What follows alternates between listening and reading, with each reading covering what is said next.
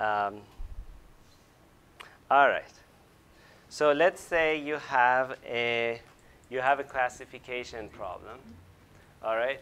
And I'm sure people here have done machine learning before, and you know when you have a classification problem, you have some classes, and you compute a function that gives you the value of your function for each of these classes, and then you pick the big one.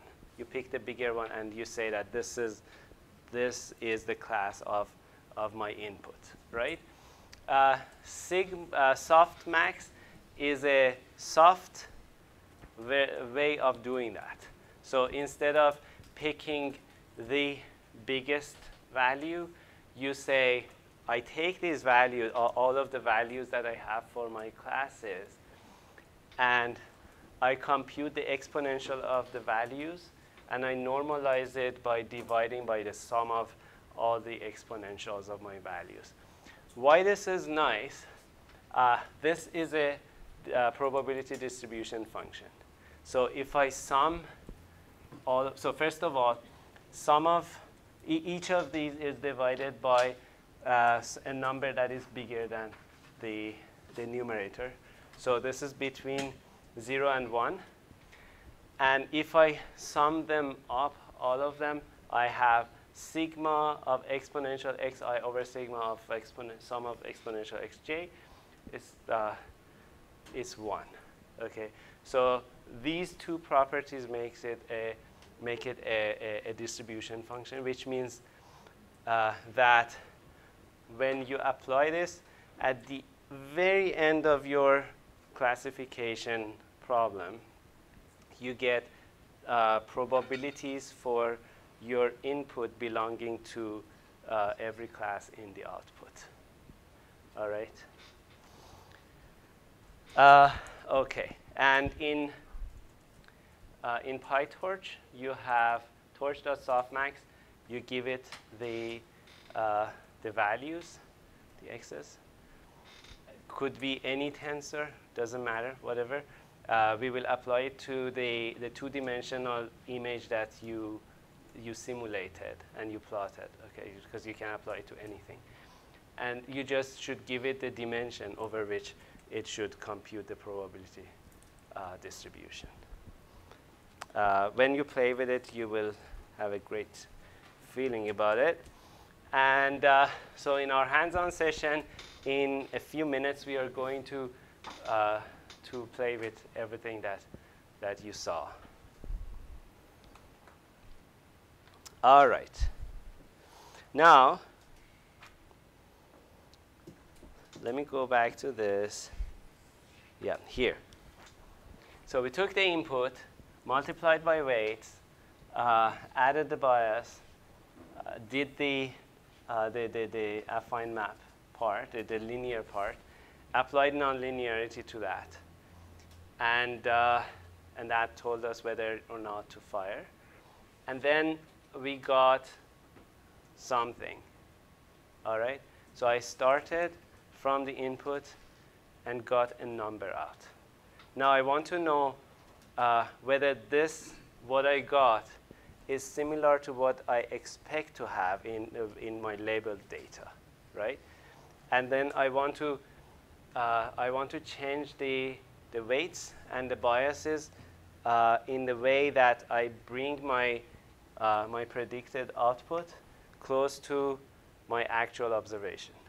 All right, and that is the minimization. So I want to find the distance and change this to minimize the distance, and that's the solution to my deep learning problem. All right, so that means I have to have a measure of the distance between what I'm measuring, what I'm predicting, and what is actually out there. If I have a regression problem, usually the loss function, so this is called the loss function. We want to minimize the loss, or it is also called the cost function. If I have a regression problem, I subtract the input from, I subtract my prediction from the actual value, It gives me a number that could be greater than 0 or less than 0. And then I square it. And that gives me the loss. All right? And so I want to minimize this value so that my prediction and my observation are the closest. This is in PyTorch. So here in PyTorch, we have to import torch.and neural network. And this is called mean squared error loss function. That's where you can access it. Now, if we have a classification problem, we can't do that because the classification is like, this is a dog, this is a cat, this one is a car, and I get something out, and I cannot do dog minus car squared, right? It doesn't make sense. So I do instead, for these, I do cross entropy loss. And the best way to learn what cross entropy loss is to visualize it. So this article is a nice visual way of telling you what the cross entropy loss is. But very intuitively, I will tell you what it is. If you make a mistake and you pay a huge price for that, you learn very fast, right? If not, you tend to make the same mistake again because it doesn't register, and you keep doing the same mistake. For humans, if you have a kid and you want to raise them to be champions, you can do that. I mean, it usually works, but it's not human. For machines, we can do that, and the maximum the cross entropy loss is a way to penalize penalize super wrong answers very severely, and help the machine to learn much faster. What you do is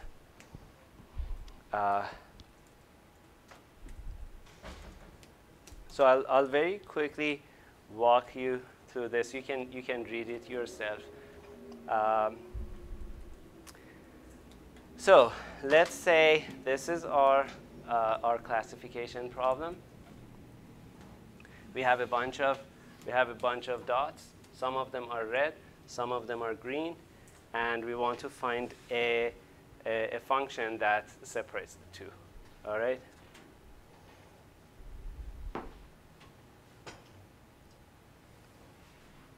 So this is the positive class. This is the negative class. And the function will be something like this. It can, well, the exact shape we have to find. But it's something like this where when it's closer to the top, your dots belong to this class. And when it's closer to the bottom, your dots belong to the other class. And so if you measure the value of this function for this class, and minus the value of this function for the other class, these two values are what we need. So we have y and 1 minus y, and then we multiply. We put them together, which actually looks like this, and these are probabilities.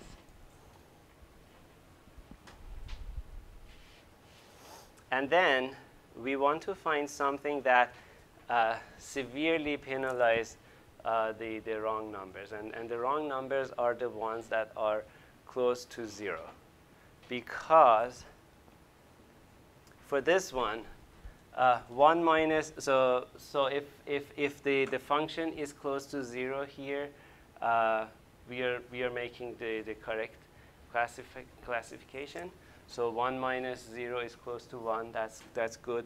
But if you have something around here where your value of the function is far from 1, which means closer to 0, then that's bad, because you have things here that you're wrongly classifying as negative samples, right?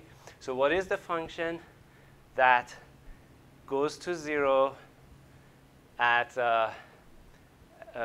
close to when your value is close to 1, the function goes to 0 and shoots up to infinity when your value, your input, is close to 0?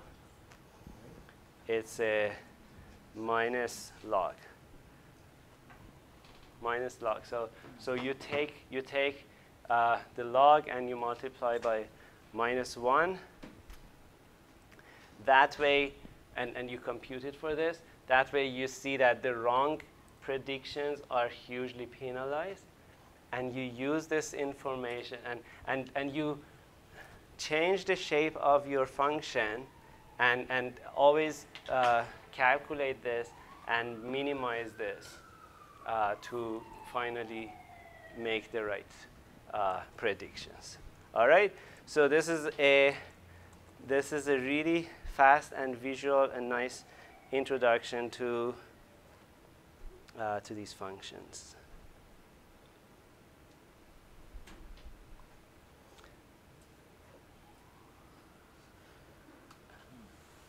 All right.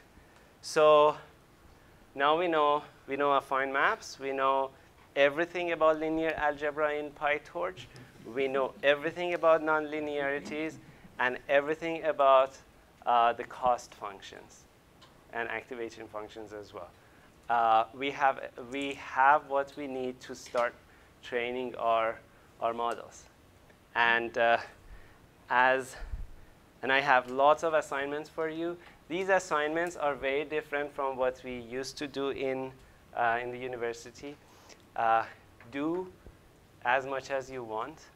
And if you want to do more, feel free, be my guest, just do more. Come up with ideas, get creative. What we want to do is, everyone knows linear regression, right? Yes? So, and we know how to implement linear regression in NumPy.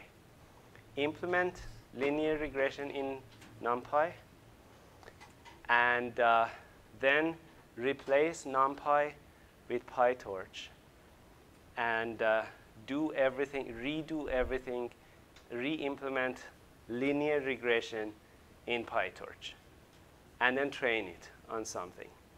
And after you did it, check this link. The solution is there. Compare what you did with that, and then run your NumPy code and run the PyTorch version, compare the speeds, and come back and tell me what you saw. And then you will see why we are doing yes. So when you say NumPy code, would that be like scikit-learn or something? No. Start with NumPy and start with defining your input, and then learning rate, and take the derivative, and do it the painful way. Do you want to remind them that the slides are in the G Drive? Yes, these slides are in G Drive, the same place that you went to look at the important links. You can access them, and that's it. The assignments are reading assignments. Read a lot. These are suggestions. You can go and find friends of these papers and blog posts. And for programming, I have given you a few options to start playing with word embeddings. Go experiment with them and start doing your NLP with word embeddings. You will have a lot of fun doing that. Okay, and come back and share what you have learned. So our lecture part is over. There is a small exercise that if you want to do the second part of the hands-on, you can do it now or do it later. And thank you.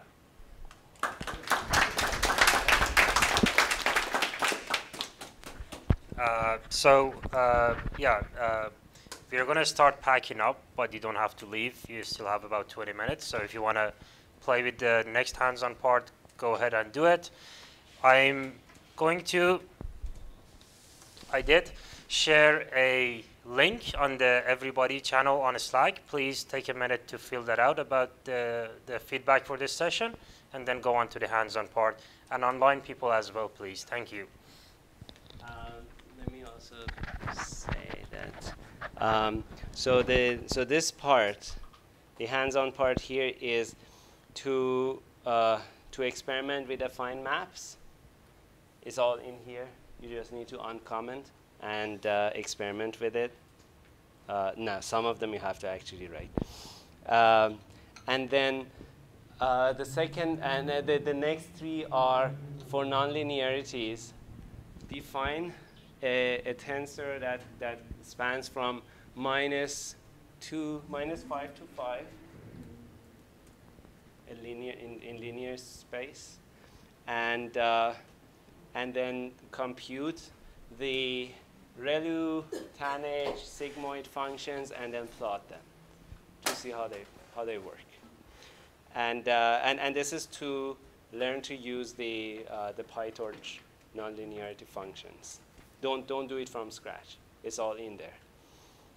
And then experiment with Softmax.